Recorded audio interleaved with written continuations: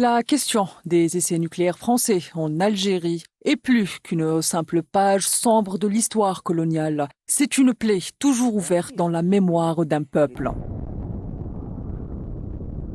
Entre 1960 et 1966, la France a mené 17 essais nucléaires dans le désert algérien, ignorant délibérément les conséquences dévastatrices sur la population et l'environnement. L'Algérie, déjà dévastée par 130 ans de colonisation, a été utilisée comme un terrain d'expérimentation nucléaire. Ce n'est pas un fait isolé. Les essais nucléaires ne sont qu'une partie d'un programme plus large de domination par la terreur, où les peuples sont réduits à l'état de cobayes pour les grandes puissances qui ont fait des colonies des laboratoires de guerre.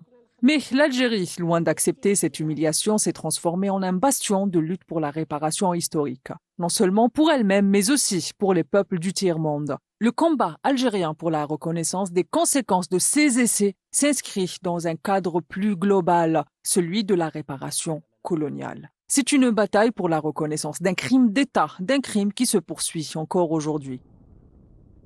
La Papouasie-Nouvelle-Guinée, victime de 30 essais nucléaires français entre 1970 et 1980, peut en témoigner, et au même titre d'ailleurs des essais de l'entité sioniste sur les mêmes territoires. En 2025, l'Algérie, autant qu'acteur principal de la lutte pour la réparation coloniale, pousse cette question au cœur d'un débat mondial. L'Union africaine a fait écho aux revendications algériennes et inscrit la réparation pour les Africains et les Afro-descendants dans son agenda. Les liens entre la question des essais nucléaires en Algérie ou ailleurs et la décolonisation sont indissociables.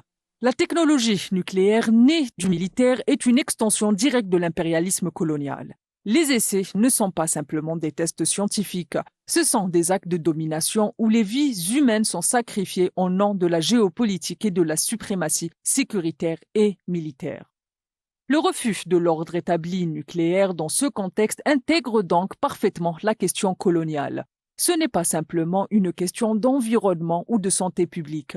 Il s'agit d'une contestation globale de la théorie de la hiérarchie raciale et de la domination du Nord sur le Sud. Dans ce monde de fractures géopolitiques où les anciennes puissances coloniales refusent de rendre des comptes pour leurs crimes, l'Algérie s'impose aujourd'hui comme le porte-voix de cette réclamation mondiale pour la réparation des torts causés. La demande d'excuses et de réparation pour les essais nucléaires français est bien plus qu'un simple dossier historique. Elle incarne un combat global contre la domination nucléaire et militaire sur le Sud.